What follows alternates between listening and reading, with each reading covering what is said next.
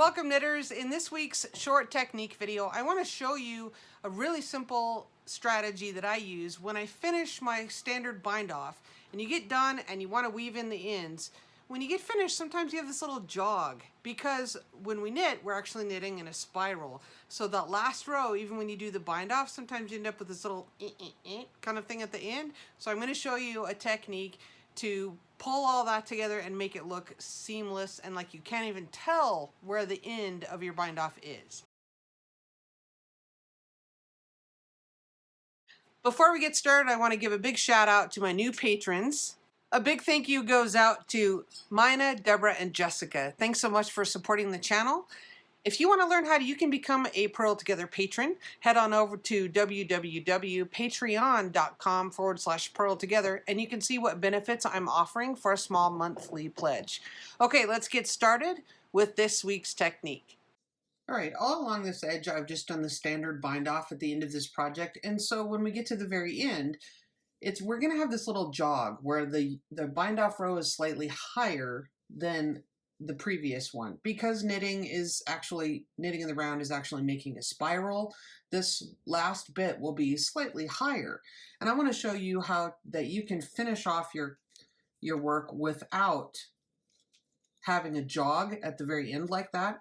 Now when we get done with our cast off, the bind off, when we get done with our standard bind off and we lift over this very last stitch, normally what people do is cut this somewhere here and just pull it through. And you can totally do that. However, I'm going to show you what might be a little bit better way. I've left myself, I don't know, 6 or 8 inch tail there. And instead of just pulling this all the way through and having that, kind of that jog there, what I'm going to do is go and take my needle out, but I'm going to leave a loop here. Okay. I'm just going to leave a loop here. And then I'm going to take my tapestry needle and put it through right close to the edge of that first bound off stitch there. And then I'm going to take the loop and put it through the eye.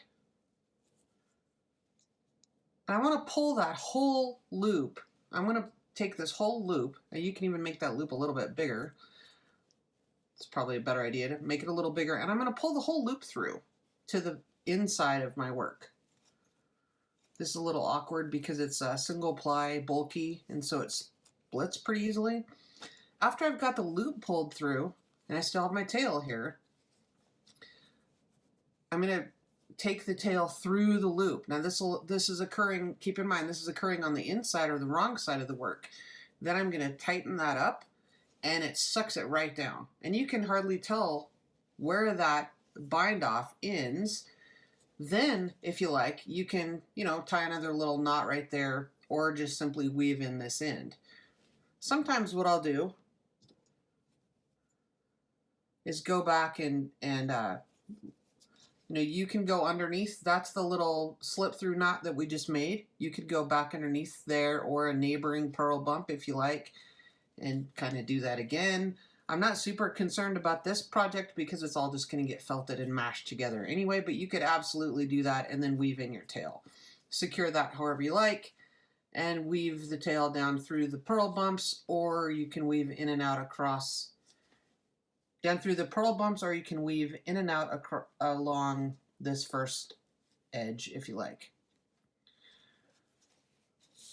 So I hope that helps. When you're done, you can hardly tell where that is as you go along. You'd be hard pressed to find where your ending and beginning of the round was.